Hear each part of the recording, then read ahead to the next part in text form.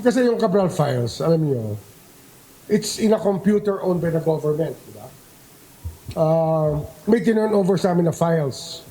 Unfortunately, meron kaming hindi makita sa mga files.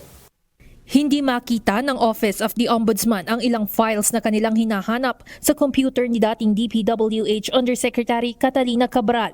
Ito ang sagot ni Ombudsman Crispin Remulla patungkol sa estado ng tinaguriang Cabral files simula nang isuko ito sa kanilang tanggapan. December 23, 2025, nang formal na i-turn over ng DPWH ang computer at files sa opisina ni Yusek Cabral na may mga petsa mula pa noong nakaraang 10 taon. Dahil mayroong hindi mahanap ang ombudsman sa files ni Cabral, tinrace nila ang mga backup storage nito online. So, what we did was to go to the cloud. Kasi yung cloud kasi, ang subscriber dyan, government pa rin eh. So, kinuha namin ang record sa cloud. Pero sa cloud naman, mas kompleto eh. Hindi ako nag-worry doon. Hindi sinabi ni Ombudsman Remulla kung anong partikular na impormasyon ang kanilang hinahanap. Ngunit tiniyak nito na nasa kalagitnaan pa rin sila ng mga investigasyon. Anya, ayaw na niyang magdetalye at mas nag-iingat na patungkol sa mga potensyal na ebidensyang maaaring magamit sa korte laban sa mga sangkot sa flood control scandal. It can serve as a guide, whatever it is.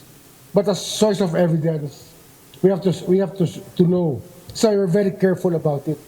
Iniingatan namin talaga lahat ng hawakan namin. Meron kaming protocol na sinusunod para hindi masira yung aming evidentiary value ng kahit anong bagay. Kaugnay nito, tikom na ang bibig ni Ombudsman Remulla pagdating sa pagbibigay ng mga impormasyon kung sino-sino ang kakasuhan at kung kailan nila ito isasampa sa hukuman. Ngunit isang bagay ang ginarantiyahan nito. Katuwang nila ang Department of Justice pagdating sa mga investigasyon sa flood control scandal. Ayoko na magsalita kung sino. Basta pag final, sa kanya ko tanungin. Ayoko na magbigay ng kahit oras, araw, linggo, wala na tayo noon. Pag final na, tanungin niyo ako. Marami rin anyang nag-apply upang maging testigo, ngunit kinakailangan pa itong i-develop isa-isa. Anya, kahit ang entitlement ng state witness ay posible nilang bawiin kung subukan ng isang individual na may hindi sabihin sa kanila. We will not honor any immunity pag hindi forthcoming ang testigo. Kinakailangan talaga forthcoming ang mga testigo. Pag meron silang iniiwasan na topic o subject, magbabago lahat yan.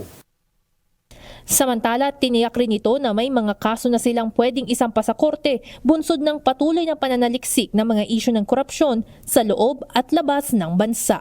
Evan Alvarez, UNTV News and Rescue. Diyos ang aming sandigan, serbisyo publiko ang aming pinahahalagahan.